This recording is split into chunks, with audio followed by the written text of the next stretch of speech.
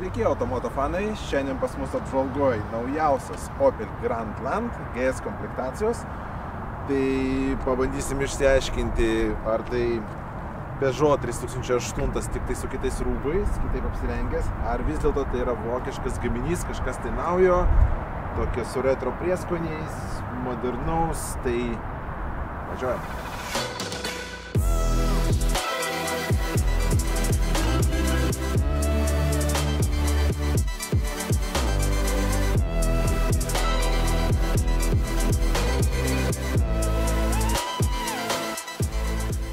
Mes čia turim. Jis pilnai šviečia, net ir Opel ženkliukas. Ir tai ne šiaip plasmasiukai, o žiūrėkit, iš viršaus kaip kristalai, iš priekio kaip lėtjuostelės, bet iš viršaus kaip kristalai. Šviečia ženkliukas, kaip ir sakiau. Va. Iš šono automobilis šiaip tapo didesnis, jeigu lyginam su kitais Opel Grandland automobiliais, su praeitą kartą. Čia naudojama nauja platforma, kuri naudojama Peugeot 3008, tai šiaip pagal platformą jie yra kaip du broliai, dvyniai. O ką mes matom čia? Juodas stogas, kuris priduoda tokio šarmo ir premium jausmo. Atkreipkite dėmesį, kad nėra gumų nei čia, nei čia. Jos paslėptos. Tai tarsi stiklas iškart iš durelių eina, tai priduoda tokio premium. Arkos nieko įspūdingo, paprastas, gan nebrangus plastikas, priekyje tas pats.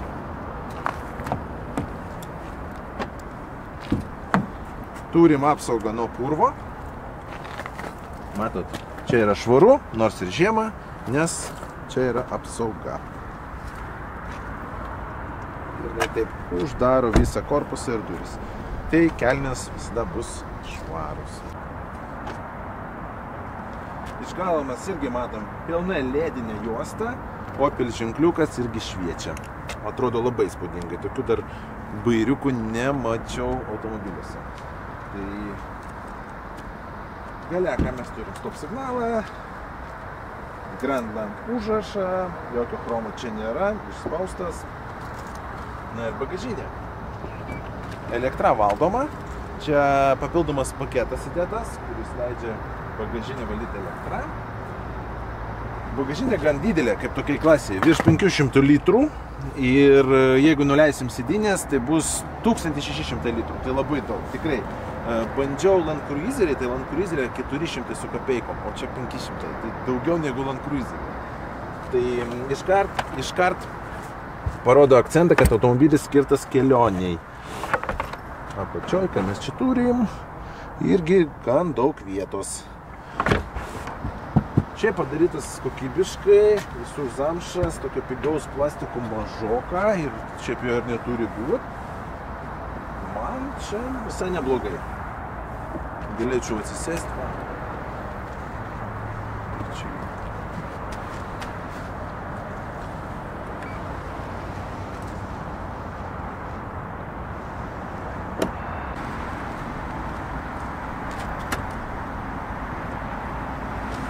Variklis.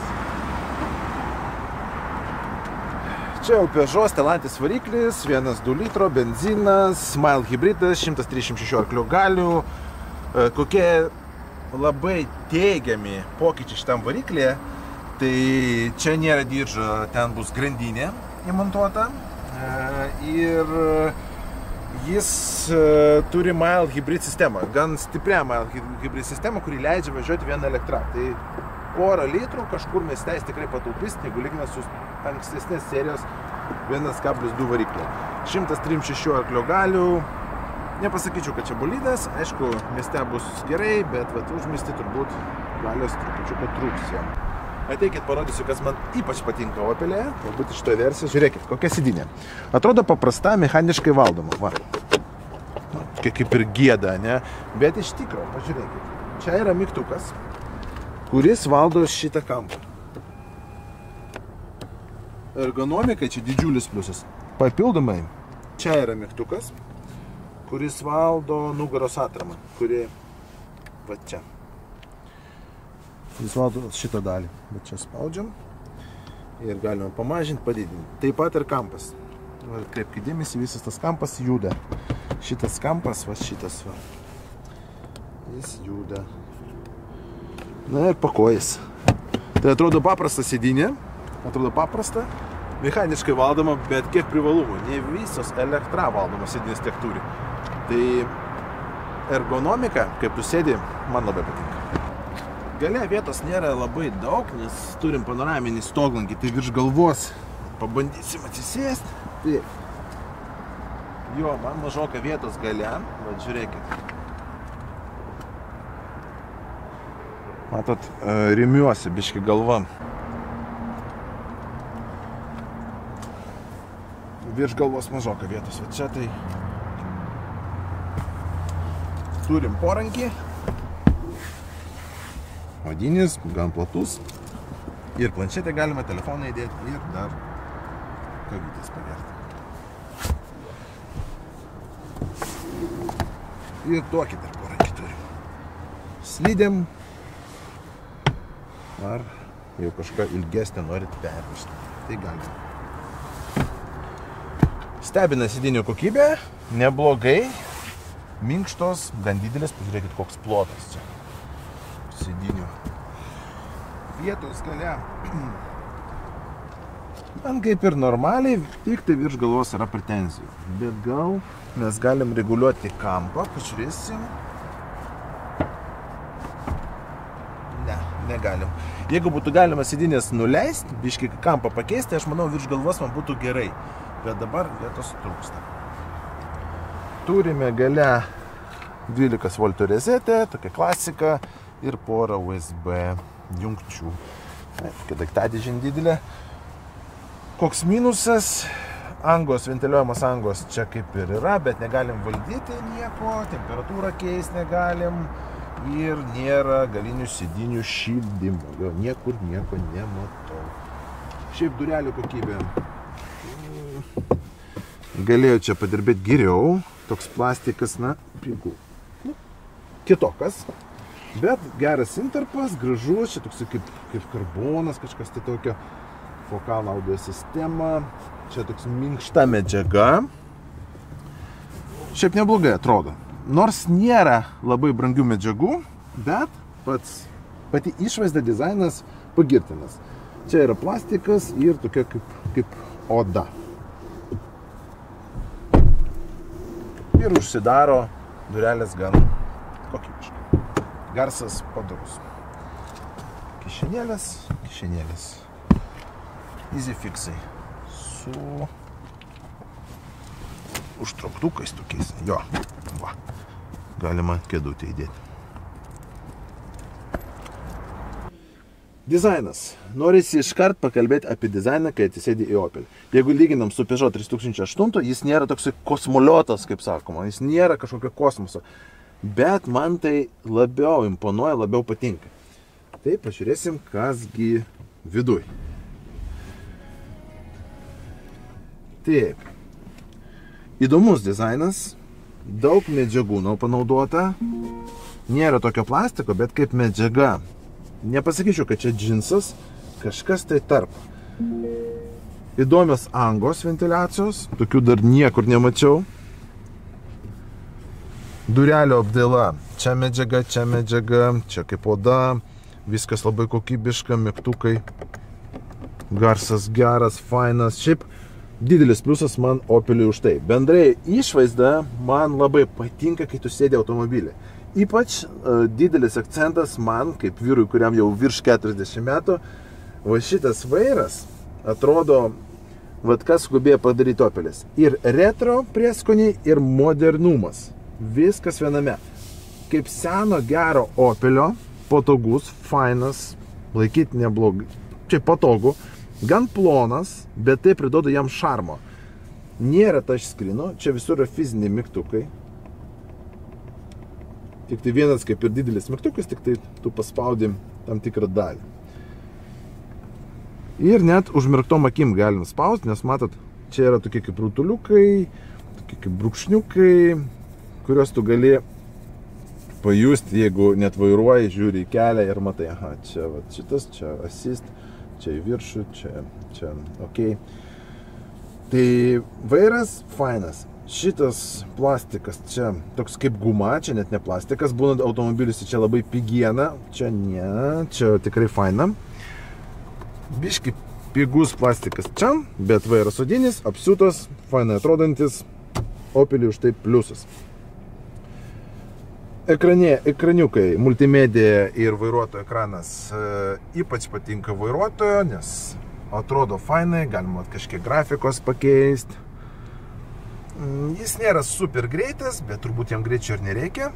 Užtat mes, žiūrėkit, matom projekcinį ekraną. Ten, pavyzdžiui, navigaciją galima įmesti, greitį matysim, autopilotą matysim. Daug ką mes galėsim ten matyti. Tai labai fainai. Ką mes turim čia? Labai jau didelis ekranas, iš tikro.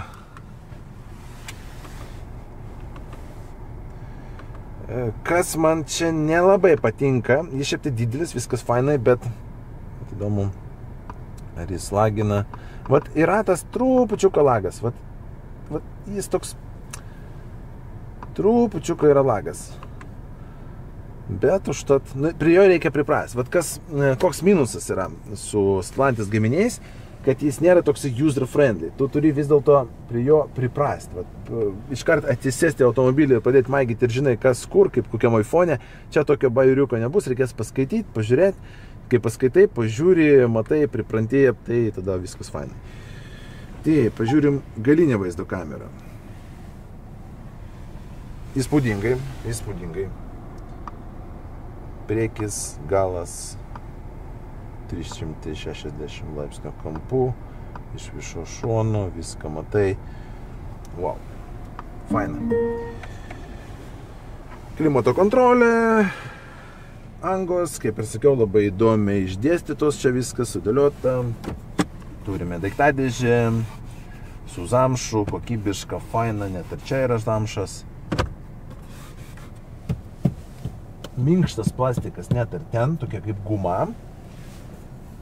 Wow, tikrai įspūdingai, kad net minkštą ten galėjo net ir paprastą plastiką įdėti, bet ten yra minkštas plastikas. Bendrai automobilis toks gan tvirtas, didžiulis stoglangis, panoraminis. Turime apšvietimą. Įdomu, ar čia turėsim. Čia turim. Akiniams. Touchscreen apšvietimas. Didžiulė daiktadėžė. Šaldoma, vėdinama gal. Taip, arba vėsinama, pasakysim taip. Ir gaunasi porankis. Podelio laikikliai, kur gali reguliuoti, jeigu mėgsta didelį podelį, tai įdėsi didelį podelį, va. Jeigu reikia mažesnio, įdėsi mažesnį, galima reguliuoti, arba net 3 podelius galima įdėti. Vairavimo režimai, Sport, Normal, Eco, nežinau, kas naudoja, sportas bus biški toks spartiškesnis. Turime priekinio lango šildymą, veidrodėlių šildymą, vairo šildymą, sėdinių šildymą. Ko neturim, tai galinių sėdinių šildymo nėra, šiaip galiam tai pataupytam. Tai kaip sakoma, visas dėmesys vairuotojui ir keleiviui, galiam tai biškutį pataupytam. Įdomus sprendimas dėl telefono įkroviklio. Čia mes įdam telefoną, uždarom ir galim matyti, kas ten darosi su telefonu. Čia yra kaip įkroniukas toksai skaidrus. Ir pora Type-C čia, nedidelė daiktadėžė dar.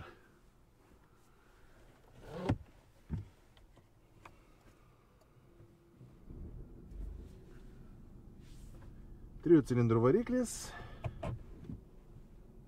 Koks jo minusas ir koks jo pliusas. Pliusas tai sąnaudos, minusas tai nedidelis dirbėjimas, kurį jūs jausit bevairuodami šitą automobilį. Bet, pavyzdžiui, kol jis važiuoja hibridiniu režimu, elektra, tai aišku, tai jausmo nebus, bet kai įsijungia variklis, tas trupučiuką nedidelis dirbėjimas į vairą. Tai čia yra toks 3 cilindrų variklių minusas. Bet dėl to, kad čia stiprus mild hybridas, tai mieste labai daug gan važinėsit vien elektra. Nors atrodo mild hybridas, tai neturėtų būti taip, bet tai yra stiprus mild hybridas, kuris leidžia taupyti kuro.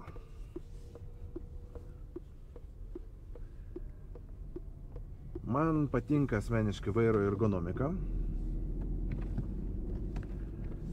Bendrai, kaip pats vairas, tas jausmas, vairo formos, kaip lengvai sukasi, tikrai labai lengvai. Ypač moteriams patiks automobilis, nes su viena ranka gali sukti vairą, šis važiuoja, kaifuoja. Tai čia padirbėjo Opelis gerai. Projekcinis ekranas labai didelis, toks ryškus, didelis, fainas, tai matysi tikrai greitį, ženklus, tai nebloga pagalbos sistema. Patinka, kaip veikia pagalbos sistemos, matot, mirksi ženkliukas praleisti visus, ne? Kad čia ne pagrindinis mūsų kelias. Tai visada, kaip sakoma, Opelis pasirūpina tavim ir jeigu yra toks ženklas, kad tau reikia praleisti kelią, jis taip pastebi pradeda mirksėti. Rodo, kad atsargiai, tau reikės praleisti kelią, tu išvažiuoji pagrindinį kelią. Sėdėsena, kaip tu sėdi, ergonomika.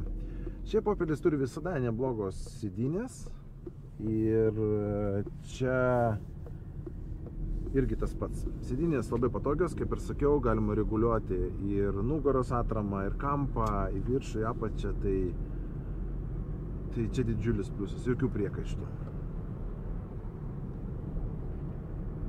Garso izoliaciją jūs patys girdit.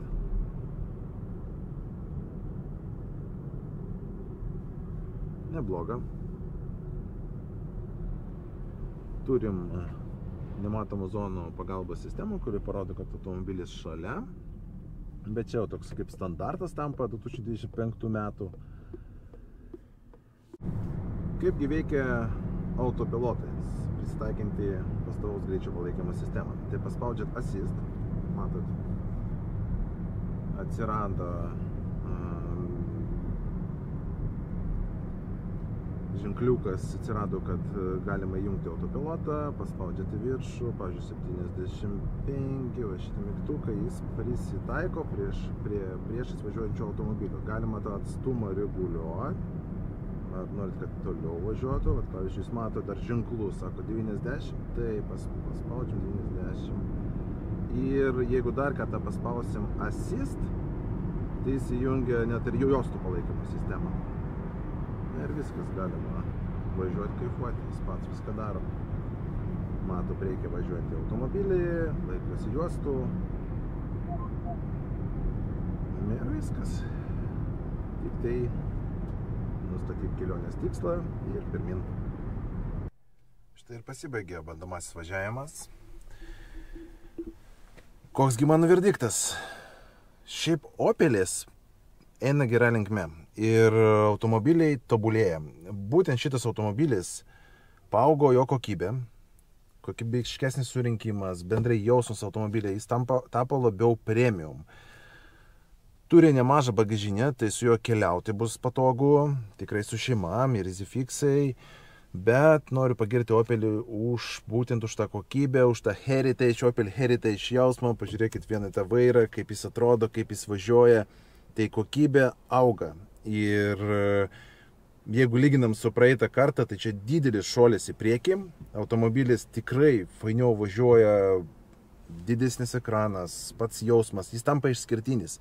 Jis ne taip, kad gauna kažką tai, kas liko iš Peugeot ar ten iš kitų gamintojų. Ne, jis dabar eina tą linkme, kad Opelis tampa automobiliu, kuris turi savo veidą. Vien tas dizainas, išskirtinumas. Vat norit išskirtinio automobilio, kažką tai tokio klasikinio, bet modernaus, atkreipkite dėmesį į Grandland. Važiuoja fainai, atrodo fainai. Na ir kuro sąnaudos, manau, mieste 6-7 litrai, užmiesty bus panašiai, net mažiau. Tai galės ir pataupyti, nors tai yra ir mild hybridas. Tai prenumeruokit kanalą, jeigu patiko video, komentuokit, rašykit jūsų nuomonę, bandykit šitą automobilį, o man metas į kitus test drive'us. Iki.